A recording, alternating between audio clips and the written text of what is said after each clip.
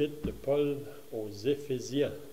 L'épître de Paul aux Éphésiens. On va aller au chapitre 2 pour commencer. Donc, on va lire des passages dans l'épître aux Éphésiens qui nous parlent concernant la marche. Donc, vous allez remarquer que dans chaque passage que nous allons lire, on va parler concernant la marche. Donc, on lit premièrement Éphésiens au chapitre 2, et on va lire à partir du verset 1. Donc, ici, c'est Paul qui écrit cette lettre à ses croyants qui font partie de cette assemblée à Éphèse, de cette église. Donc, il leur dit au verset 1 du chapitre 2, « Vous étiez morts par vos offenses et par vos péchés, dans lesquels vous marchiez autrefois, selon le train de ce monde, selon le prince de la puissance de l'air, de l'esprit qui agit maintenant dans les fils de la rébellion.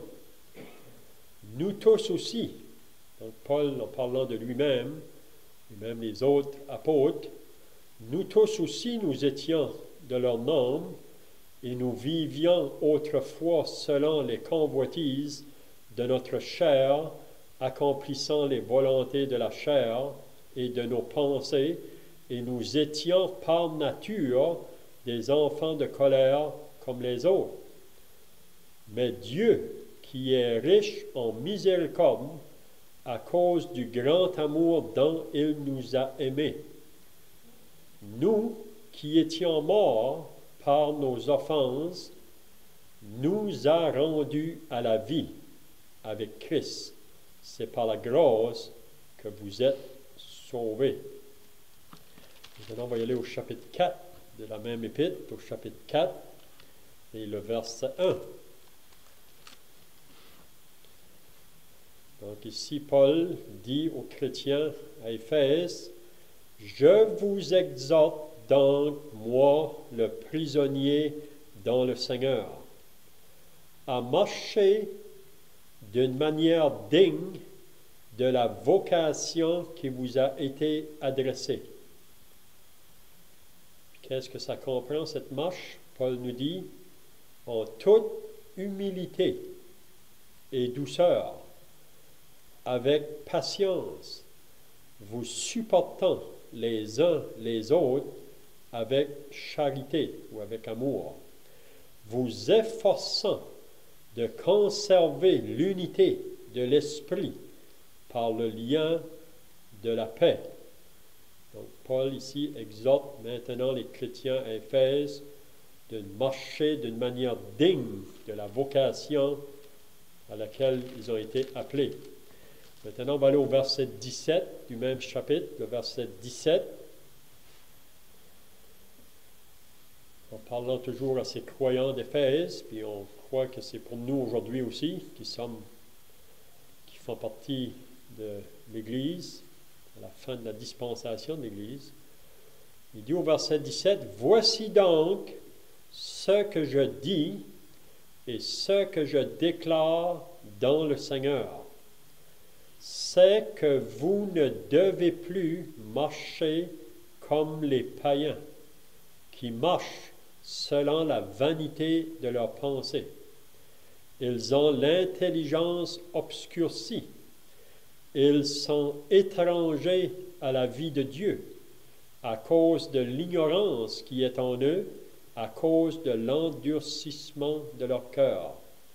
Ayant perdu tout sentiment, ils se sont livrés à la dissolution pour commettre toute espèce d'impureté jointe à la cupidité.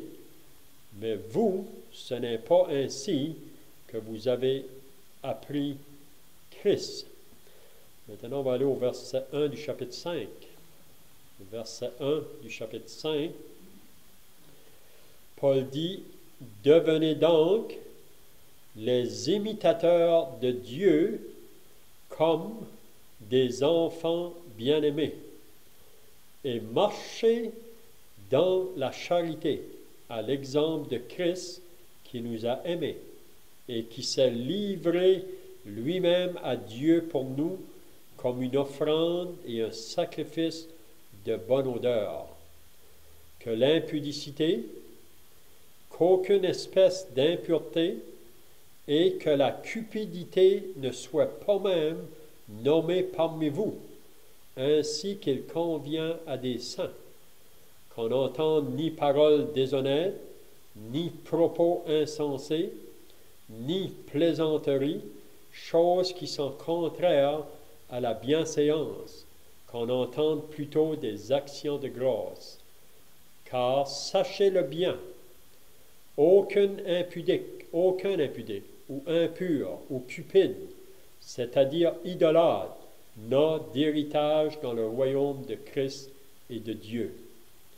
Que personne ne vous séduise par de vains discours, car c'est à cause de ces choses que la colère de Dieu vient sur les fils de la rébellion. N'ayez donc aucune part avec eux. Autrefois, vous étiez ténèbres, et maintenant, vous êtes lumière dans le Seigneur. Marchez comme des enfants de lumière, car le fruit de la lumière consiste en toutes sortes de bonté, de justice et de vérité.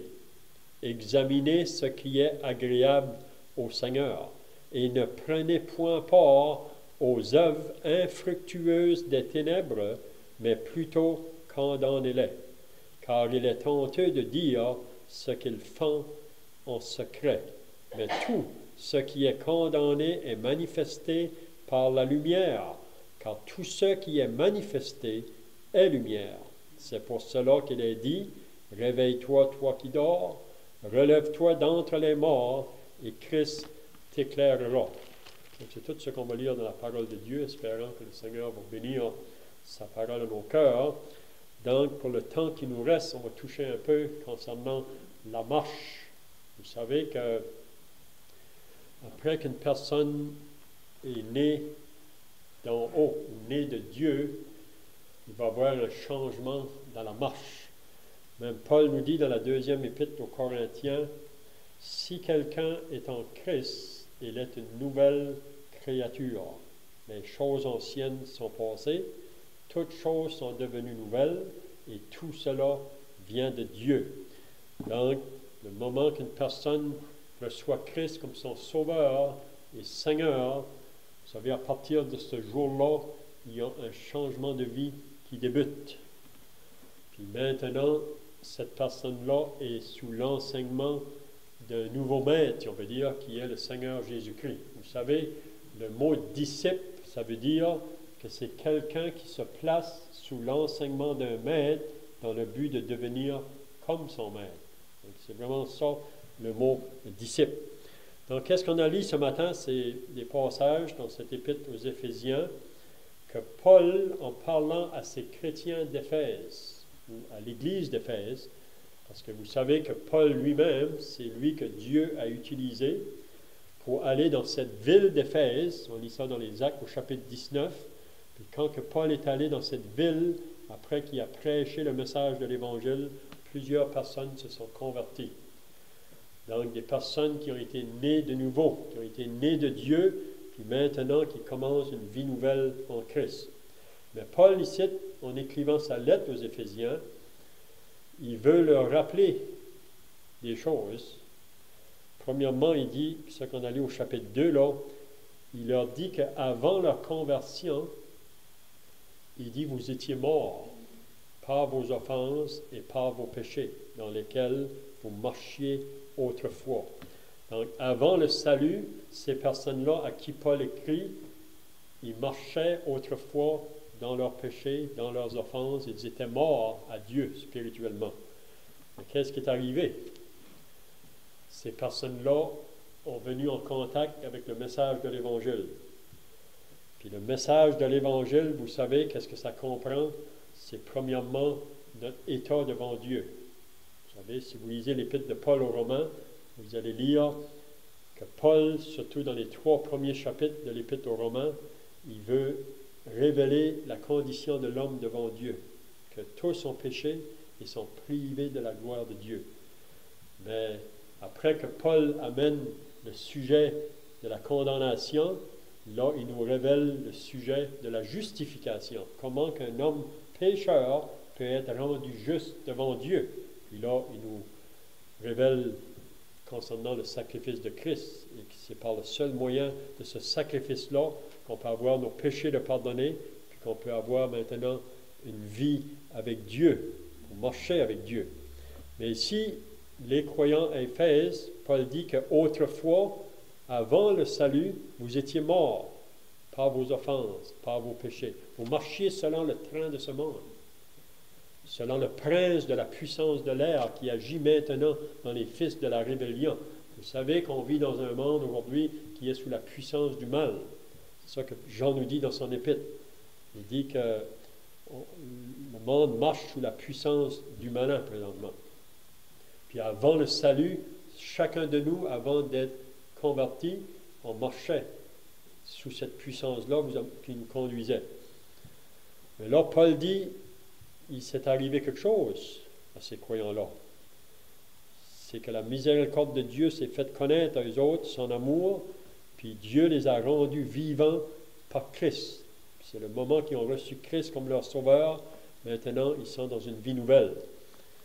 Donc, autrefois, donc, vous étiez morts, mais maintenant, vous êtes vivants en Christ. Donc, qu'est-ce que ça comprend, ça, maintenant, cette marche-là, comme croyant? Donc, c'est ça qu'on a lu. Dans Éphésiens chapitre 4, là, Paul, il exhorte ces chrétiens-là à Éphèse. Il dit de marcher d'une manière digne de la vocation qui vous a été adressée. Donc, il y a une marche qui est associée à cet appel-là. Donc, si moi, depuis que le Seigneur m'a sauvé, il y a maintenant une marche qui est associée à cette vie-là, maintenant en Christ. Puis là, Paul nous dit, qu'est-ce que ça comprend, cette marche-là? Donc, il dit, je vous exhorte, frères, à marcher en toute humilité. Donc, ça, c'est une manière que le croyant maintenant devrait marcher, avec un esprit d'humilité. Puis on sait que ça comprend vraiment le fruit de l'esprit. Si vous lisez dans l'Épître aux Galates, Paul mentionne concernant le fruit de l'esprit, puis ça comprend 9 choses, puis l'humilité, c'est un des fruits de l'esprit. Donc, qu'est-ce qui est le contraire de l'humilité? Vous savez, c'est l'orgueil. C'est de vouloir être grand, c'est de vouloir être fort, c'est de vouloir être toujours le premier. Vous savez, c'est ça qu'on était avant le salut. Vous savez, on vit dans un monde aujourd'hui comme ça, où on veut être grand ou être le premier. Mais Dieu prend plaisir, vous savez, à ceux qui prennent la place humble. Même Paul dans l'épître de Pierre plutôt dans son épître, il nous dit que Dieu résiste à l'orgueil, mais il fait grâce aux humbles. Donc, marcher dans l'humilité. Puis ça caractérise vraiment la personne de notre Seigneur Jésus-Christ. Quand que lui marchait sur la terre, il a pu dire de lui-même, « Je suis doux et humble de cœur. » Donc, prendre la place humble, c'est pas toujours facile, ça. Puis vous savez, on a une nature en nous qui n'aime pas cette place-là. Vous savez, la place d'humilité. On aime d'être grand, on aime d'être en avant, vous savez. Puis souvent, pour le faire, on va abaisser l'autre ou on va... Mais vraiment, le côté d'humilité, c'est si on doit être grand, vous savez, dans certaines choses, on devrait laisser Dieu nous élever dans ces positions-là. Vous savez, comme on a des exemples des personnes dans l'Ancien Testament, comme Joseph, vous savez, qui a été élevé à un moment donné, qui était gouverneur en Égypte, mais c'est vraiment Dieu qui l'a élevé là. Donc, chacun de nous, Paul nous exhorte à marcher d'une manière humble. Donc, l'humilité, le contraire de l'orgueil. Ensuite, il nous dit de marcher avec douceur. On croit que ces deux mots-là vont ensemble, l'humilité, la douceur. Même Paul dit aux chrétiens de Philippe, il dit que votre douceur soit connue de tous les hommes, car le Seigneur est proche. Donc la douceur, vous Vous savez, on n'est pas des gens qui vont vouloir se battre pour leurs droits, ou, vous savez, comme quand on vivait autrefois, on va laisser Dieu agir. Vous savez, puis on pourrait dire aussi, c'est probablement face à des persécutions ou l'opposition, parce qu'on est croyant maintenant, on peut connaître des persécutions, mais face à ces choses-là, on devrait agir avec cet esprit d'humilité, de douceur, avec patience. La patience, ça aussi c'est quelque chose contraire à cette nature charnelle qui est en nous. La patience. Vous savez, on vit dans un monde aujourd'hui où on veut tout de suite. Vous savez, les enfants veulent quelque chose, on veut ça tout de suite. On n'est pas prêt à attendre. Chacun de nous, partout où on peut être, vous savez. Mais ça, la patience, parfois Dieu va permettre des choses dans nos vies, des épreuves pour développer ça, le sujet de la patience. Même Jacques nous parle de ça dans son épître, dans le premier chapitre. Même que Dieu permet les épreuves parfois, parce qu'il veut développer ça en nous. Parce que naturellement, on n'est pas patient. On est des gens impatients. Si vous allez dans les salles d'urgence aujourd'hui, partout, on entend les gens qui se plaignent, ils murmurent. Vous savez, on n'est pas patient, on veut tout de suite. Mais le croyant, Dieu nous exhorte à être patient, vous supportant les uns les autres avec amour. Donc ici même, on est exhorté, les enfants de Dieu, à nous supporter les uns les autres avec amour. On voit souvent ça dans la parole, le côté de se supporter les uns les autres, de prier les uns pour les autres. Pardonnez-vous les uns les autres. Confessez vos péchés les uns les autres. On voit ça dans la parole. Donc, c'est ça la marche maintenant du croyant. Vous efforçant de conserver l'unité de l'esprit par le lien de la paix. Ça aussi, c'est très important. Parmi le peuple de Dieu, de garder l'unité, l'esprit de paix entre nous. Vous savez, ça, c'est très important. Ensuite, on a vu au chapitre 4, encore au verset 17, il dit « Voici donc ce que je dis et ce que je déclare dans le Seigneur, c'est que vous ne devez plus marcher comme les païens qui marchent selon la vanité de leurs pensées. » Donc, nous, croyants, on ne doit plus marcher comme on marchait autrefois. Vous savez, comme les païens, c'est là qu'on était, nous, autrefois. Vous savez, quand Paul a écrit son épître aux Romains, il décrit la race humaine en deux groupes, soit les Juifs, soit les Grecs, soit le peuple juif ou les nations païennes. Avant le salut, donc, on était associés à ces nations païennes. Donc, on marchait une vie qui était contraire à Dieu. Et puis, il nous dit la raison pourquoi ici. On ne touchera pas les points parce qu'on n'a pas le temps. Donc, si vous lisez, vous allez voir ça. Donc, le chapitre 5 qu'on a fini avec, là, Paul dit « Devenez donc les imitateurs de Dieu comme des enfants bien-aimés. » Donc, ici, il nous demande d'être des imitateurs de Dieu. Comment on peut devenir des imitateurs de Dieu? Donc, si Dieu est notre Père, nous, on est des enfants de Dieu. Donc, vous savez, souvent, même dans la vie courante, la vie physique ou matérielle, on voit des fois des enfants, puis quand on les regarde marcher, ou on les écoute parler, on dit, il ressemble vraiment à son père, lui. Il ressemble vraiment à sa mère, ses manières d'agir. Mais nous, qui sommes associés maintenant à la famille de Dieu, que notre Dieu est maintenant notre Père, donc on devrait chercher à imiter Dieu dans notre marche de chaque jour. Donc il dit, devenez donc les imitateurs de Dieu comme des enfants bien-aimés et marchez dans l'amour. Donc Paul ici nous exhorte de marcher dans l'amour ou dans la charité. Vous savez, comme le Seigneur Jésus lui-même nous a démontré l'exemple quand il est venu ici-bas sur cette terre. C'est ça qu'il nous dit ensuite, à l'exemple de Christ qui nous a aimés et qui s'est livré lui-même à Dieu pour nous, comme une offrande et un sacrifice de bonne odeur. Donc Jésus est l'exemple suprême.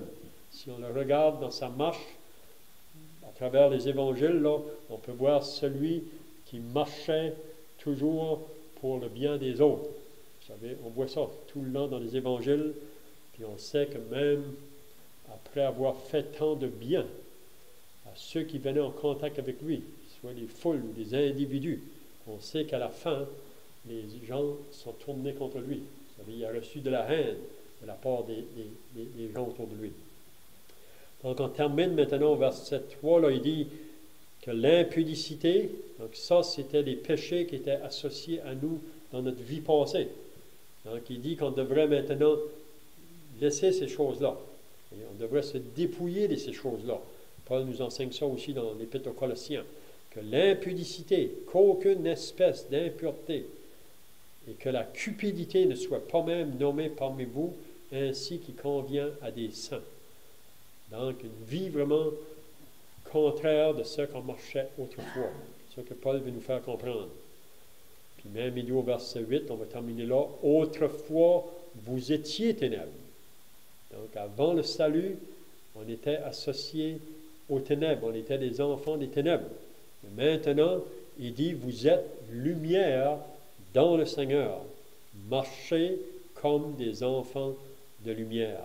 Puis là, il nous dit qu'est-ce que ça comprend. Le fruit de la lumière, ça consiste en toutes sortes de bonté, de justice et de vérité. Examinez ce qui est agréable au Seigneur. Donc, c'est juste une petite exhortation ce matin pour chacun de nous dans notre vie de chaque jour comme chrétien. Quand le monde nous regarde, est-ce qu'il peut voir Christ en nous? Est-ce qu'il peut voir que nos vies sont caractérisées par une vie d'humilité, de douceur, de patience, de paix?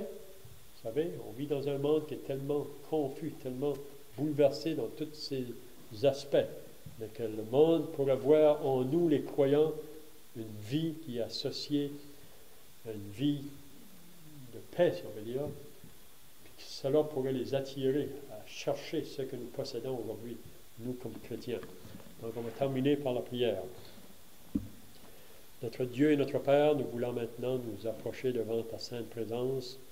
Nous réalisons ce matin que tu nous as laissé ta parole qui est une lampe à nos pieds, une lumière sur notre sentier.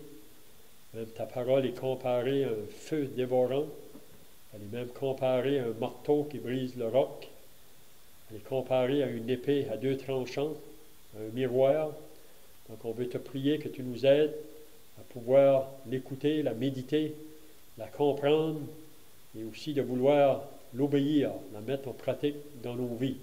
Et nous croyons que si nous allons le faire, que cela va être une grande bénédiction pour chacun de nous, personnellement, et aussi, même ce sera une bénédiction pour ceux qui nous entourent. Donc nous voulons remettre cette journée entre tes mains, bénis tous ceux qui sont présents ici ce matin, préserve ceux qui ne sont pas avec nous, peut-être qui sont dans la maladie ou ailleurs, que ta main soit sur eux autres. Veille sur nous au nom du Seigneur Jésus. Amen.